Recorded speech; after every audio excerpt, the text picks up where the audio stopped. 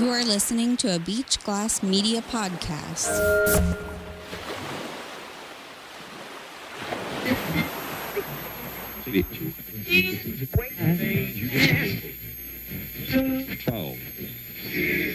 Finally, in the political sphere, we are getting some normalcy in the 2024 presidential race. Kamala Harris has finally selected her pick for vice president. And finally, it is someone normal. This is what America needs right now. We need political leaders that can quiet the storm. Yes, quiet the storm, just like Jesus did in the New Testament when the boat was rocking back and forth and the waves were crashing all around because the USA is about to capsize, and we can't let that happen. We tried getting rid of Orange Man Trump in 2016 with the electoral vote, and we failed. Hillary Clinton wasn't strong enough. We tried the old Russian collusion fairy tale to make Orange Man Trump look bad. The fairy tale wasn't strong enough. We tried January 6th for 4 straight years. Yes, another fairy tale. Surely this would have done the trick. But no. 2 fairy tales couldn't put Orange Man Trump to sleep. However, with slight success, Joe Biden, a.k.a. Barack Obama 2.0, did manage to beat Orange Man Trump for 4 years. The only problem was that Barack Obama 2.0 was not Barack Obama beta. The other problem with Barack Obama 2.0, Joe Biden that is that Joe Biden could never really gain traction due to his Achilles heel, the teleprompter. Yes, just like Ron Burgundy in the film Anchorman, Biden would read everything that went up on that teleprompter, such as 4 more years pause. Turns out the people in charge of the teleprompter were sending Joe subliminal messages, and they actually wanted him to pause his presidency after only 4 years. They threw lawsuits and court cases at Orange Man Trump. There were fines for business dealings, and a porn star said that the hush money she received wasn't enough money for the hush. Still, Orange Man Trump pressed on. Oh, and let's not forget, Orange Man Trump was inches from death when a shooter went for his head but got his ear instead. The media would like you to know that this was a simple whoopsie-daisy from the Secret Service agency. Just a "my bad, fam" was their official statement. Now, America has a fighting chance amidst all the chaos. Supernormal Kamala Harris has selected a supernormal VP pick with the governor of Minnesota, Tim Walz. Yes, America, I think we're going to be all right. Tim Walz is an honest, normal man of the people. I mean, sure, he let his state burn down after George Floyd overdosed on fentanyl, causing his cities to burn down to the ground. I mean, if you don't like riots, then just accept the fact that you're a bigot and seek help. And yes, Tim Walz signed a bill that allowed kids who are seeking sex change to be able to do so in a state. But come on, if you don't want your son to become a girl or your daughter to become a boy, then you should just, quoting Tim Walz here, get with the times, bro. And that was times with a Z, just so we're clear. And just so we're crystal clear, nothing wrong with a 60-year-old man wanting to tell your kids they can chop off their privates. That's just love. Beautiful, surgical love. Oh, and he was able to get tampons in the boys' restrooms in public schools, but that's not weird at all. No need to mention that. And lastly, Tim Walz loves illegal immigration. He loves it so much, he gave the people who aren't citizens driver's licenses. Because the first step is give them a license to drive. And the next step is give them a license to kill. No, not the act of murder, the movie. The next step is to watch a James Bond film. Because unlike James Bond, Tim Walz flees danger. Just like he did when he was asked to go to Iraq when he was in the Marines. Apparently, he was content to let his military unit burn without him, just like he let his state, Minnesota, burn. But Tim Walz, for sure, without a shadow of a doubt, would never, ever, pinky promise, never, ever let America burn. My name is Andrew Reyes, and this is Faith in Politics with me, Andrew Reyes.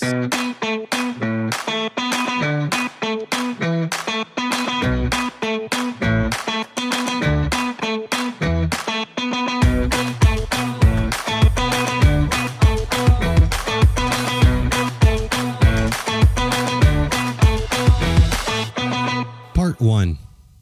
Adam and Eve. Welcome to the show. Thanks for listening. If you are enjoying the show, please subscribe, follow the show, and if you want to be kind, leave a 5-star rating. Spotify listeners, feel free to leave a comment in the comments section, and maybe I'll bring it up on the next episode.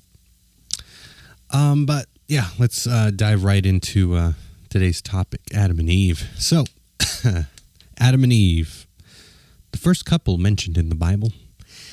You might be wondering, why is Andrew just sticking to the book of Genesis on his podcast? When is he going to talk about Jesus? Well, I'll get to that eventually, but right now I'm just simply fascinated with the creation story and the beginning of the Bible. I do plan on jumping around Bible stories, but let's not forget, this is my show, and I want to do what I want. Plus, there are already endless podcasts out there that you can find, that you can get a great biblical sermon. But as much as I like sermons, I don't want to be too preachy on the show because, well, that's not my goal. So Adam and Eve. After God created the heavens, the earth, light, darkness, water, the sky, the land, vegetation, plants, trees, animals, and lastly, created Adam, as it is recorded in Genesis chapter 1, the very first chapter in the Bible. God put Adam in the Garden of Eden and had him take care of this garden.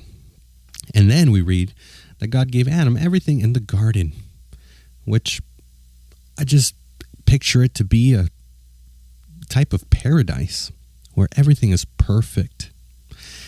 And God said to Adam, look, you can have everything in this place except the only exception.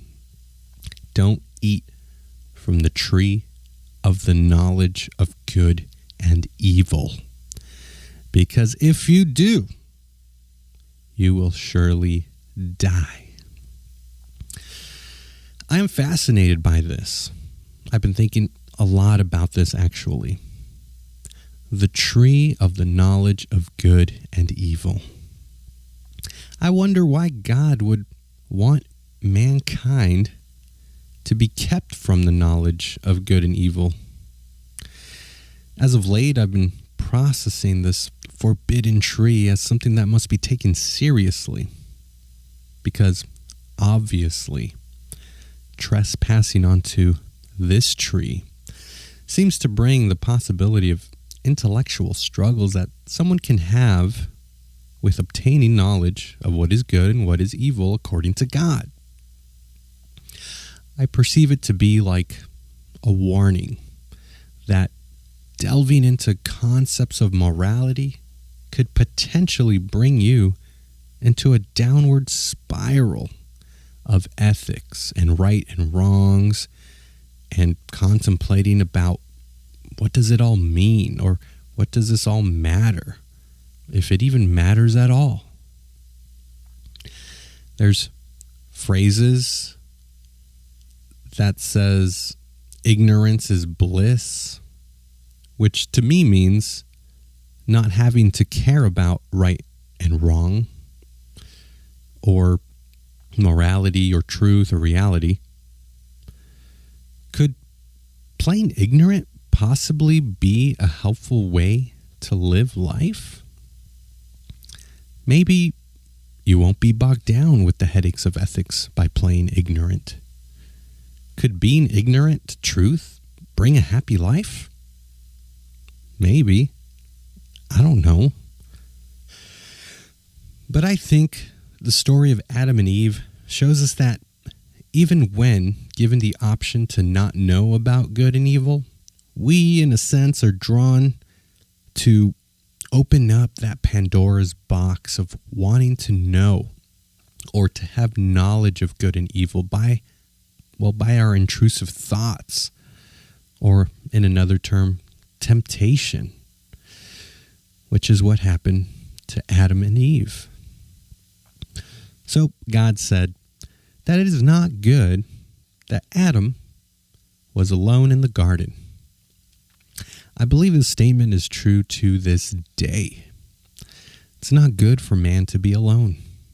I believe it's truly better for men to have a female companion in life and to actually learn about the opposite sex. Maybe even, dare I say, study the opposite sex to see what strengths the other has in order to, balance each other out. Because it's so evident to see that there are several differences between men and women. And I don't say that to say one is better than the other, not at all, but to suggest there are strengths and weaknesses to each. And maybe that's a good thing, because maybe in admitting the differences, we can help the other in areas where one might have oversights. So God created a helper for Adam, a woman, to help him take care of the garden. And God said that this was a good thing for the both of them. So there's this idea of man and woman working together side by side, not one sex better than the other. No, just one male and one female working hand in hand, side by side. I believe this is the picture of God's original plan. And toward the end of that chapter 2 of Genesis, it says that they became one. This is a picture of marriage, where two become one. And the passage reads that they were both naked, and they felt no shame. So it seems like everything was going great in the garden. Adam and Eve, I imagine, both in love, enjoying each other's company, working side by side in the garden, as one would in a beautiful garden. But what would a story be without a plot? Well, it would be a boring story. So what's the drama that develops? Well, let me tell you. A third person enters the mix, as dramas usually occur. But who was this third person? Well, it wasn't a person at all, really. It was, as the Bible states, a serpent. And the Bible describes the serpent, or snake, as it being the craftiest or wisest of all the wild animals that were created. A shifty creature. And the serpent snaked its way over to Eve and asks her one simple question. A simple question that even to this day, I believe causes the most chaos and corruption and suffering and heartache and anxiety and distress. One simple question. Did God really say? Did God really say that you must not eat from that tree? It's a question of doubt. Doubt. The opposite of faith. Eve answered correctly. She said, well, we can eat from the trees, but there's just that one tree in the middle. Well, we can't touch that one. Now, I wish the story ended there, but no. That would be a pretty boring story if it did end there. The serpent, as I mentioned, was crafty and wise. The serpent said to her, come on, you're not going to die. God knows if you eat from that tree, you will be awakened and enlightened, and your eyes will be wide open, and you will be just like God, and you will actually know the distinction between good and evil. But the doubt had settled in. It had steeped in her long enough for her to make up her mind. So she took the fruit from the forbidden tree, which the Bible says it was pleasing to the eye, and she ate from it, and she shared it with her husband. And that is when it all fell apart. That is when sin entered the world. Sin. What is sin? Sin is a Greek word, best easily described as missing the target, like in a game of archery. If you shoot the target and you miss, well, you sinned. Simply put, sin is missing the mark. Did sin enter Eve when she doubted? No. Did sin enter Adam and Eve when they ate of the fruit? Yes. Their eyes were wide open. The Bible states they felt naked and they tried to hide from God. Adam blamed Eve. Sin. Not taking responsibility. Sin. Eve blamed the serpent. Sin. Shifting the blame again. So, did they die as God said they would? Sort of. I believe God lovingly did not kill Adam and Eve because God gave them a free will. And God, knowing this, knew, left to their own devices, they would fall short of what is right. God could have created robots if he wanted to. But a robot would just do what it is programmed to do. Free will, on the opposite side, gives people the option to do wrong or right. And the story of Adam and Eve shows us that no matter how hard we try to do what is right, temptation is a hard reality. Temptation will always try to sneak itself into our lives. And sometimes, no matter how hard we try to do what is right, no matter how much we know what is right, we will still slip up and do what is wrong. And we know it is wrong. And then, just like Adam and Eve, we try to cover it up. But God didn't kill Adam and Eve, no. But something did die that day. The Bible says that God made Adam and Eve garments of skin to wear. It's an idea that God had to kill an animal to provide clothing for Adam and Eve. So something did die that day. It was the first sacrifice, if you will, for Adam and Eve. But the sin story doesn't just end with Adam and Eve being banished from the beautiful garden where life was easy. Now, Adam and Eve, now knowing the knowledge of good and evil, must now have to work harder and toil and suffer because they missed the mark. It was sin that created the separation between mankind and God. God, being perfect and pure, cannot be associated with sin.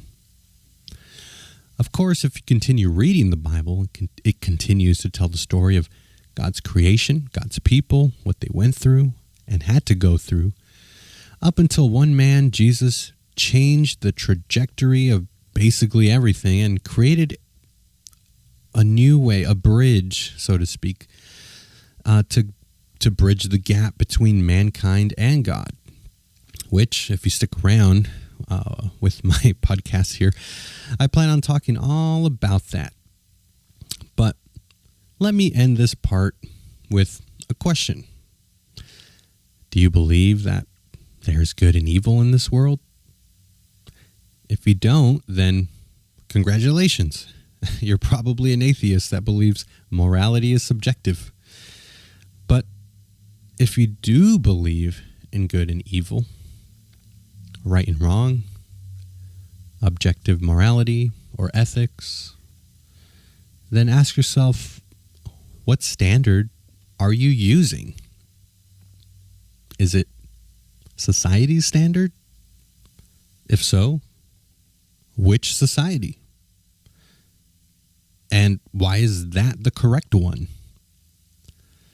Is it your feelings that dictate right and wrong? If so, why do you trust your feelings to tell you that you are correct with your interpretation of right and wrong? Well, I have thought about these questions myself, and I have decided that God set the rules in place. I believe God is the ultimate judge of right and wrong. I believe God has a standard, and it is on display throughout the Bible to see. I believe this because it makes sense that only the creator of mankind should be the one to create the standard of morality. And to say anything else, to say anything otherwise, would be extremely arrogant. And we know what arrogance leads to. Arrogance leads to the same thing that led the serpent in the garden to bring chaos, confusion, and utter destruction to what God intended to be ultimately good and beautiful.